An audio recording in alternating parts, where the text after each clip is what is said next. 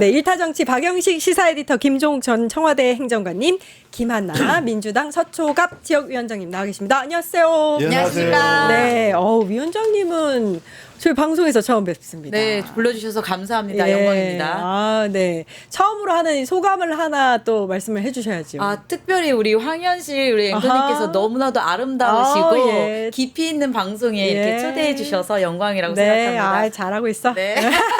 우리가 또 이렇게 친구예요. 고등학교 특수관계입니다. 동창입니다. 특수관계. 근데 뭐 처음 본 것처럼.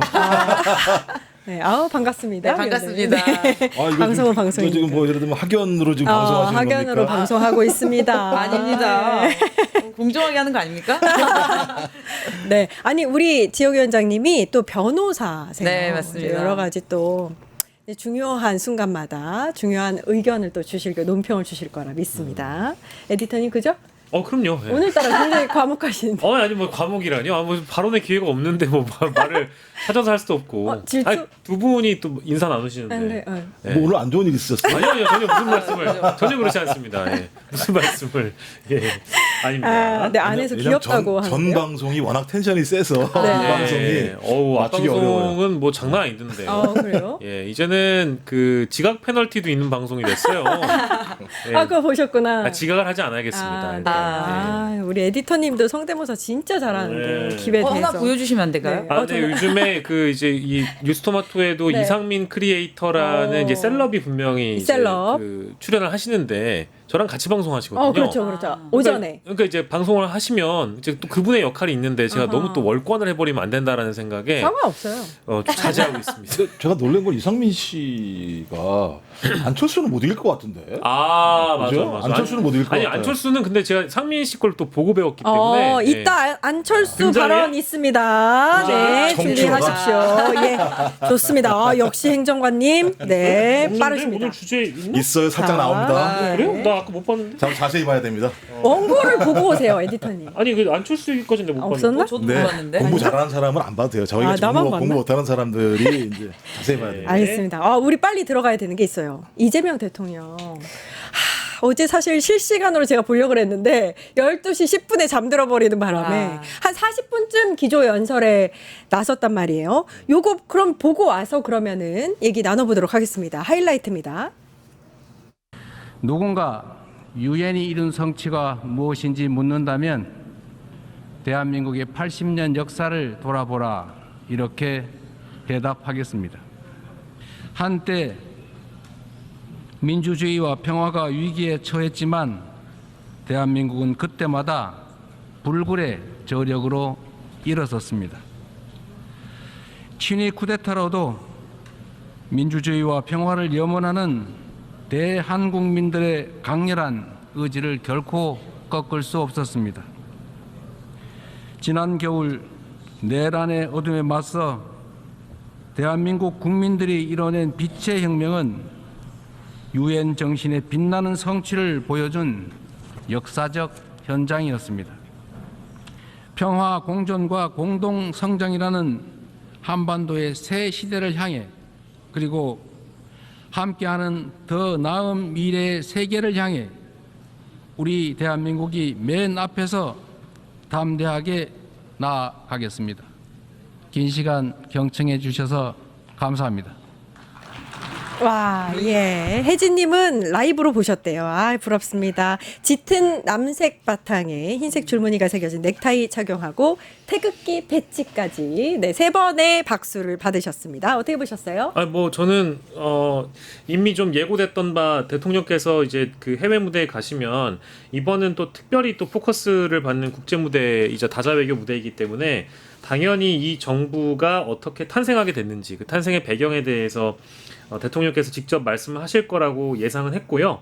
그리고 이 빛의 혁명이라는 단어도 방금 앞선 화면에 나왔습니다마는 시민혁명이자 빛의 혁명을 통해서 민주주의의 회복 탄력성이 가장 좋은 국가이자 전 세계 어디 내놔도 부끄럽지 않은 민주주의 국가 대한민국이 국제 무대에 다시 이제 새롭게 내란을 극복하고 복귀했다라는 신고식을 또 했다라고 보고 다만 이제 두 번째로는 대통령께서 이제 비핵화와 관련된 북한 비핵화와 관련된 접근법을 이 연설에도 녹여내셨는데 대다수의 언론은 사실은 제가 앞서 얘기했던 그 부분보다는 북한 비핵화 접근법에 대한 내용들을 대부분 다 헤드라인으로 뽑았던 것 같아요. 근데 다만 이제 그 내용을 설명하는 과정에서도 평화라는 단어가 굉장히 많이 등장했고요. 사실은 이 북미 간에 또 혹은 또 다른 국가들 간의 가교 역할을 이번에 대통령이 또 충실히 해낼 수 있을 거라는 기대를 갖게 되는 그런 연설이었다라고 저는 생각을 하고 오히려 이제 저희가 뒤에 얘기하긴 하겠습니다만은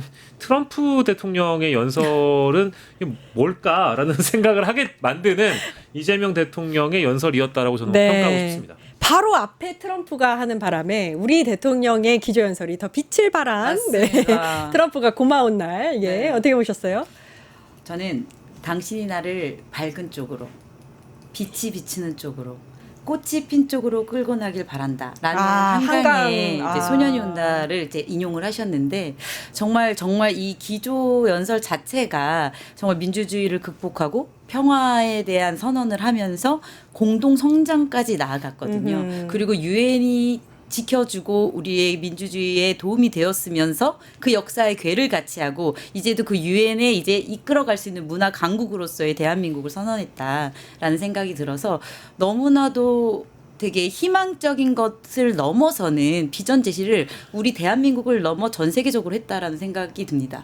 그 유엔의 그 80년 역사가 우리나라와 결을 같이 한다 이렇게 뭐 약간 비교하면서 했었는데 근데 바로 앞에 트럼프가 유엔 니네 아무것도 하는 게 없어. 너의 목적이 뭐냐? What's the purpose of UN? 막 이런. 그러니까 그 다음에 이제 대통령이 그렇게 또 말씀해 주시니까 격이 더 올라가는 듯한 네. 느낌. 제가 볼 때는 뭐 능력도 출중하시지만 운도 네. 되게 좋은 것 같다는 느낌이 들어요. 맞습니다. 말씀하신 것처럼 트럼프가 앞에 이렇게 깽판을 쳐놓으니까 그 이후의 연설이 얼마나 정제되어 있는가. 그러니까 이재명 대통령의 연설문을 보면 되게 담백한데 울림이 있어요. 실제적으로. 그러니까 담백한데 울림이 있다는 건 쉽지는 않은 건데 저는 이번엔 세 가지 메시지를 했다고 생각이 들어요. 하나가 말씀하신 게 유엔을 위한 헌사를 하신 것 같아요. 내용을 보니까 누군가 유엔이 이룬 성취가 무엇인지 묻는다면 대한민국의 80년 역사를 돌아보라. 이렇게 대답하겠습니다. 이렇게 얘기를 했는데 그러니까 유엔이라고 하는 국제기구가 만들어낸 가장 상징적인 국가가 대한민국이다. 산업화와 민주주의라고 하는 그러니까 전쟁을 딛고 그런 성취를 이룬 나라가 없었는데 그 밑바탕에는 유엔 정신이라고 하는 것이 있었다. 이런 얘기를 했던 것 같고 또 하나는 이제 우리 국민에 대한 헌사를 보냈다는 생각이 들어요. 그러니까 놀라운 회복력, 민주주의의 저력 그건 누구냐? 국민이 만들어낸 거다. 그래서 어찌 보면 전 세계의 민주주의의 중요한 경험들을 누가 만들어냈냐? 대한민국 국민들이 작년 겨울부터 올 겨울 봄까지 만들어냈다 이런 얘기를 한 것 같고요. 근데 이제 마지막이 북한에게 나와라 얘기를 시작해 보자라고 하는 메시지를 END 뭐 엔드라고 소위 이제 일종의 냉전을 뭐 종식시키자 이런 의미일지 모르겠어요. 이런 세 가지 정도의 얘기를 했다는 생각이 들어서 저는 매우 시의적절하고 좀 감동적이기도 했어요. 작년 12월 3일 날 그 내란을 겪은 나라가 이제 반년이 조금 지난 다음에 유엔에서 대통령이 격조 있는 어떤 연설을 통해서 대한민국이 국제사회의 민주주의 회복력을 가지고 복귀했다라는 얘기를 했다라고 하는 건 대한민국이 얼마나 저력 있는 국가인지를 보여준 아주 중요한 연설이었다고 생각을 합니다. 예. 댓글에 이게 도리도리 누구하고 비교된다고 말씀을 해주셨는데 정말 그렇죠. 윤석열이 2022년 연설에서 자유만 21번 외쳤는데 우리 이재명 대통령은 대한민국, 평화, 민주주의 이런 순으로 언급을 했습니다. 에디터님 아까 이제 비핵화 말씀을 해주셨잖아요. 네. 오늘 화제가 된 게 END, END 요게 또 화제가 됐단 말이에요. 네. 요것도 한번 분석을 좀 해주시죠. 그러니까 이제 그 END라는 아마 이 글자를 누가 이제 만들어내셨는지 모르겠습니다만은 어쨌든 간명하고 잘 만든 단어인 것 같아요. 그래서 exchange라는 뜻은 어쨌든 교류라는 뜻을 뜻하고 N은 이제 노멀라이제이션이 맞나요? 리제이션. 노멀리제이션 맞는 것 같고 그리고 디뉴클리어 디뉴클리어라이제이션이죠. 네, 그래서 길어요. 비핵화를 뜻하는 것인데 이거는 오늘 제가 몇 번을 틀리네요. 발음이 어려워가지고 디뉴클라이제이션이죠. 네. 예, 디뉴클라이제이션. 예, 요 이제 표현인데 결국에는 이 북한을 어떻게 완전한 비핵화로 만들 것이냐. 이 대목이 국제사회뿐만 아니라 이 동북아 정세도 가장 중요한 부분이긴 한데요. 유엔 무대에서도 6개 국가의 또 외무장관들이 완전한 비핵화에 공감한다라는 메시지를 내놨지만 이재명식의 해법으로는 바로 END라는 전략을 통해서 교류하고 또 이제 정상화시키면서 또한 비핵화로 나가는 길이다. 그러니까 이것은 뭐 이제 중간중간 아마 필요한 선결 과제들이 분명히 있을 거라고 봅니다. 교류라는 것은 결국 상대방이 있는 문제이기 때문에 대화해야 되고 협의해야 되고 합의해야 되는 문제들이 분명히 있는 것이고 여기 정상화에 들어간 표현은 우리가 국제관계를 정상화한다라는 것은 결국 수교를 이야기한다고 저는 개인적으로 보거든요. 그러면 한국의 대사가 평양에 위치해야 되고 또 평양에 있는 북한 쪽의 인사가 또 우리 서울에 북한 대사가 또 설립이 돼야 되고 그런 방식의 실제 수교로 이어진다면 완전한 비핵화로 나갈 수 있을 것이다라는 하나의 큰 틀의 전략이라고 보는데요.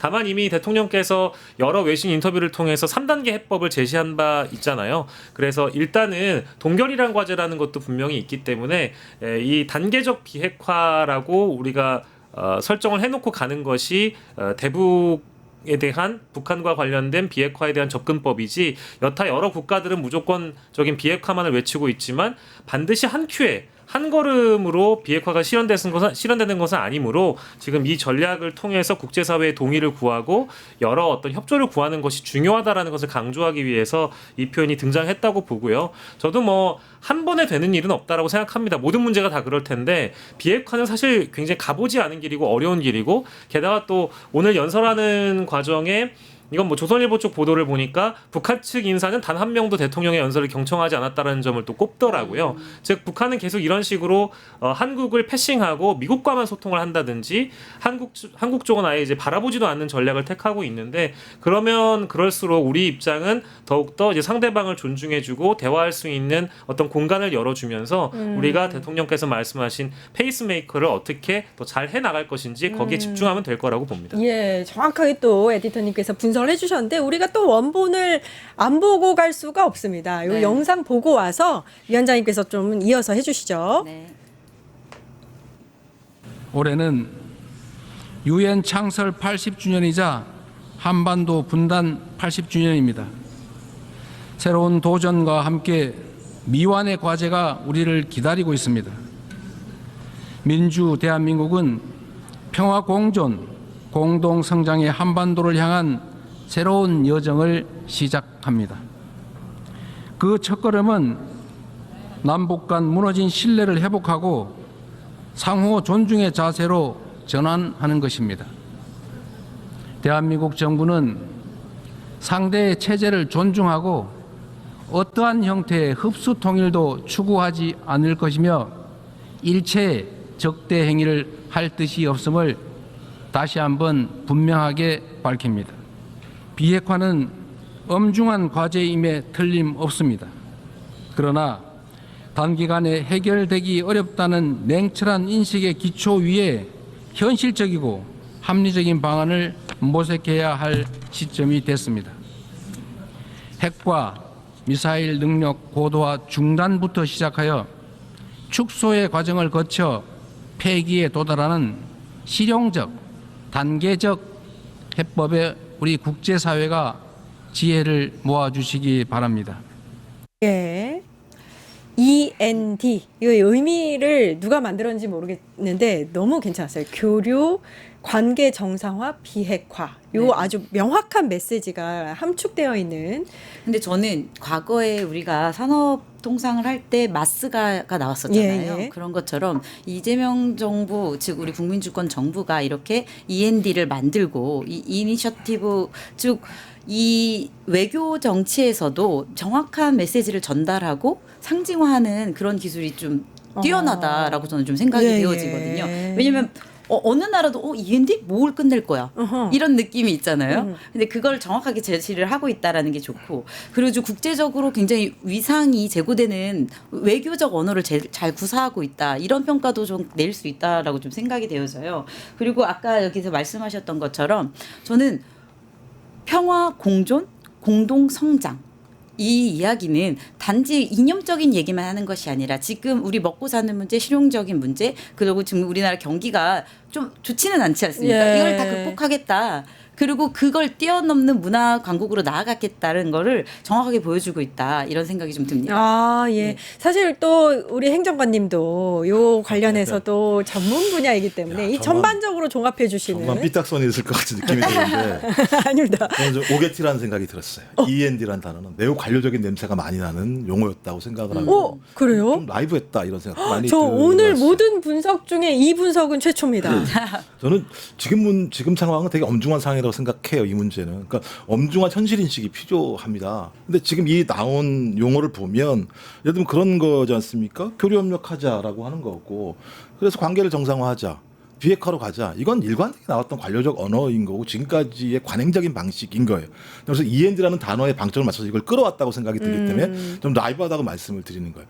이걸 읽고 나서 그럼 무엇이지? 어떤 입구를 만들어낼 수 있는 거지? 가장 중요한 건 소위 우리의 바람이 중요한 게 아니라 어떻게 하면 비핵화를 할 수 있거나 또는 대화를 할 수 있는 마중물을 만들어낼 것인가의 문제가 가장 중요한 거죠. 그러면 적어도 이런 단어 자체가 국제사회를 요동치게 하거나 아니면 상당히 많은 어떤 이야기들 나올 수 있게 해야 되는 상황인데 실제로 이 내용을 보게 되면 별로 제가 볼 땐 나올 수 있을 만한 그러니까 어떻게 시작하는 거지? 어떻게 예를 들면 대화를 착수할 수 있는 거지? 교류협력? 지금까지 얘기 안 했어? 다 했던 거 아니야? 그럼 교류협력을 어떻게 해야 되는 거야? 여기에 대한 내용이 없는 거죠. 그러니까 예를 들면 이런 내용들을 들으면 좋긴 좋은데 어떻게 가자는 거야? 현실적으로 따지면 북한이 지금 어떻게 합니까? 중국과 상당히 관계를 훨씬 더 증진하면서 러시아의 협조를 통해서 한국을 배제하고 트럼프와 직거래를 하려고 하는 상황이란 말이에요. 이런 상황 속에서 그럼 한국은 어떤 위치 그리고 어떤 메시지를 가지고 접근해야 되는 것이지?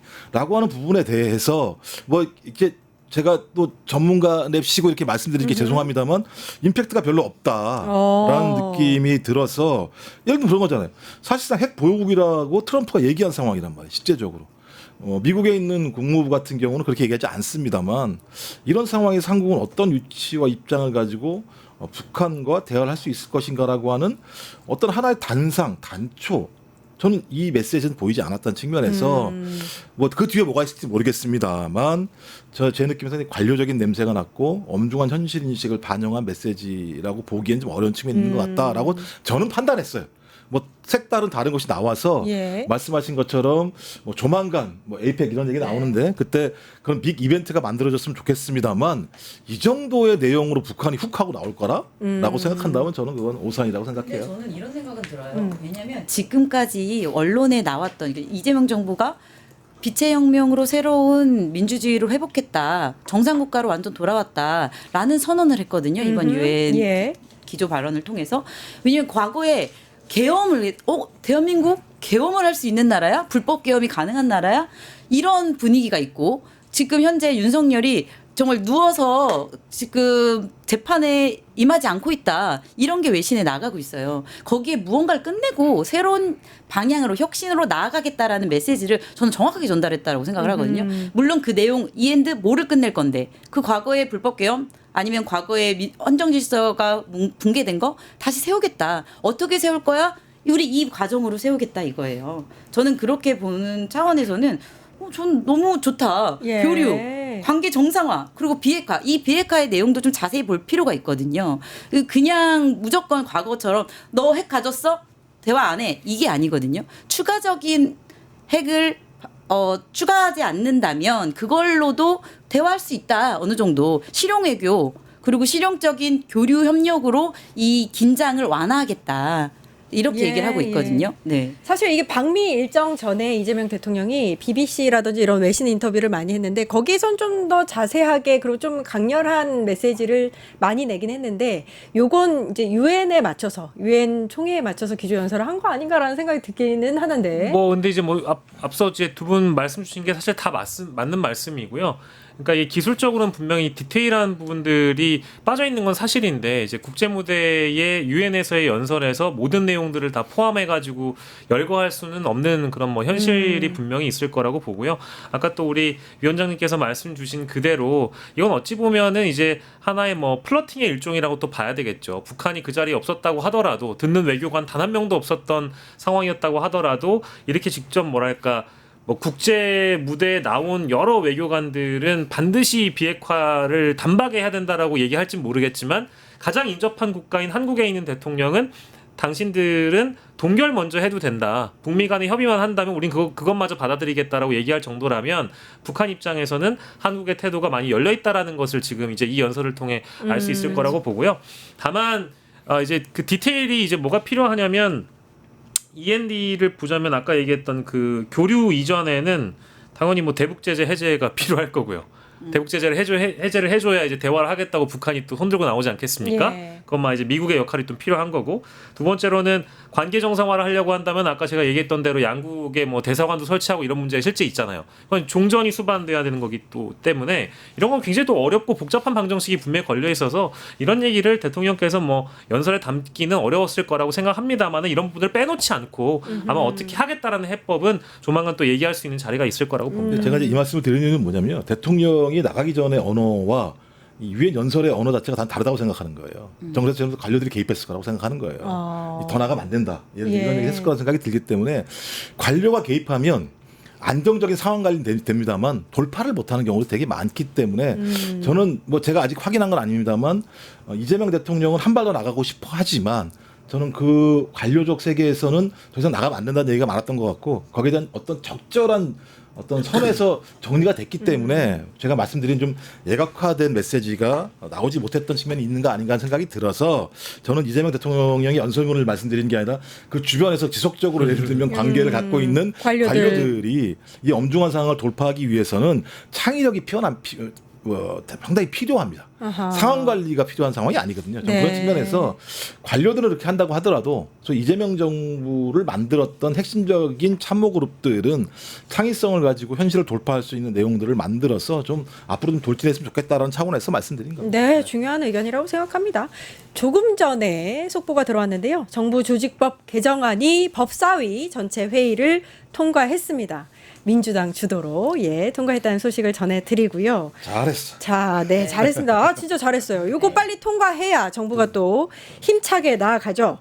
자, 이제 순서가 됐습니다. 안철수 의원. 네. 요 관련해서 기조 연설 관련해서 또 뭐라고 했어요. 안철수 의원님. 예, 북한의 핵 보유를 기정사실화한 채 교류와 정상화를 먼저 추진한다면 분단 고착화와 동일 불가능으로 이어질 것입니다. 제가 더 잘할 것 같은데요. 와, 저눈 왜요? 아니 연기 얼굴만 똑같죠? 딱 바꾸면 그냥 바로 안철수로 넘어갔습니다. 감사합니다. 제 지역구가 분당인데요. 오늘따라 바람이 분당.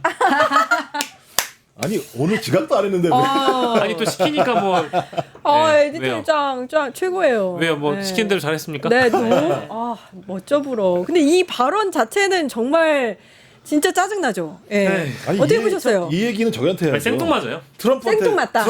트럼프한테 할 얘기예요. 트럼프가 그 얘기했거든요. 북한 핵 가지고 있잖아. 이런 얘기 했잖아요. 예. 꼭 예를 들면 미국 가서는 한 마디도 못하면서 여기 와가지고 왕왕대는 걸 보면 안철수는 큰 사람 되기 힘들겠다 이런 생각이 들어요. 예. 아직도 과거에 머문 정치인이다. 저는 이렇게 생각이 들어요. 하는 말마다. 네, 예. 똑같잖아요. 과거에 그 대화 협력을 하지 않겠다라는 논리를 그대로 반복하고 있는 그런 것으로 보입니다. 예. 에디터는 이거 성대모사만 하시고 끝나면 또 안 되니까 왜요? 이거 왜요? 크리에이터가 돼버리니까 왜요? 분석을 해주셔야지 안철수 발언. 굳이요? 아니 근데 지금 얘기한 게 사실 전통적으로 늘 뭐랄까 돌림 노래처럼 네. 보수 정당의 정치인들이 늘 해왔던 북한에 대한 접근법을 그대로 보여준다라고 보면 되겠습니다. 네. 그래서 여기도 보면 북한의 핵 보유를 기정사실화한 채, 그러니까 이제 기정사실화하고 싶지 않다라는 거잖아요. 그러니까 북한은 자기들 스스로가 핵 보유국으로 지금 미국한테 인정받고 싶은 것이고 국제사회로부터 마찬가지로 또 인증받아서 이제 여타 다른 국가들의 나빴던 사례, 가령 예를 들면 리비아라든지 이란 같은 사례가 되지 않기 위한 지금 사전 작업들을 하기 위해서 노력하고 있는 상황인데 현실을 좀 봤으면 좋겠다는 생각이 좀 개인적으로 들어요. 그러니까 이제 북한의 핵을 인정하자 이런 얘기를 드리는 것이 아니고 어쨌든 대통령의 접근법이라는 것은 여기에서 완벽한 비핵화를 먼저 넘어가자라고 단박에 가자고 한 게 아니잖아요, 지금. 예. 동결하고 나서 그 이후에 축소하고 비핵화하는 게 대통령의 접근법이고 그 동결이라는 과정을 가기까지 해도 우리가 주도해가지고 이것을 어떻게 하기보다는 미국에 있는 트럼프와 그 북한의 김정은이 만나서 이걸 만약에 타결한다면 여기에 가교가 되겠다라고 얘기하는 거를 저도 지금 이렇게 다 이해할 정도인데 왜 이해를 못하는 걸까? 좀 답답한 측면이 있고요. 통일 불가능이라고 얘기를 하는데 헌법에 당연히 우리 헌법은 통일을 명시하고 있죠. 예. 북한은 국가가 아니죠. 알고 있습니다. 근데 지금 우리 현재 상황을 보면 대한민국에 있는 대다수의 분들 중에는 아마 우리의 소원은 통일이라고 여기는 분들도 있겠지만 자라나는 젊은 세대들은 이미 북한을 어찌 보면 국가로 인정하는 분들도 있고 예. 통일은 관심 없는 분도 너무 많아요. 그래서 이런 것보다는 오히려 뭐랄까 현실 가능한 외교 전략들을 가지고 정책적으로 경쟁하고 얘기하는 것이 예. 바람직하지. 그러니까 분석하지 말자 그랬잖아. 아, 내가 하다 보니까 하면서도- 길어지잖아요, 내가. 아, 내가 하지 말자 그랬잖아. 아, 야 어쨌든 그 정도만. 네. 이 말 자체가 통일 불가능론을 자기 스스로 선언하는 거나 마찬가지예요. 예. 북한이 핵이 없어요? 북한이 지금 핵이 있잖아요. 이게- 하루 이틀 된 게 아니, 아닌 그러면 얘기 통일이 있습니다. 불가능하면 이제 불가능한 거지. 어떻게 가능해? 네. 그러니까 이게 뭐 때려주실 거예요? 요즘 보면은 보수 성향의 언론들이나 국민의힘 정치인분들이 북한에 대한 접근법을 보면 통일을 무지하게 하고 싶은가 봐요. 오. 어느 순간 통일 무세가 돼버렸어요. 언제부터? 통일 무세라는 뜻은 통일을 진짜 염원하시는 분들. 오호. 그래서 이재명 대통령의 이런 북한 대북 접근법 자체가 비판을 하기 위해서 계속 뭔가를 얘기를 하는데 뭔가 얘기를 듣다 보면 굉장히 통일을 염원하시는 분들이 되어버렸어요. 아. 조선일보도 그래요. 예. 재밌더라고요. 언제부터 그런 거야. 예. 요 얘기는 여기까지 하고 조금 전에 JTBC에서 좀 이 큰 안철수 성대모사 들으려고 이게 겨우 꺼내셨구만요. 했어. 예. 아, 그거 했어. 네. 안철수 좀 성대모사 굵직한 오늘 게 했어. 터졌습니다. 네. 파파파파 증권봉파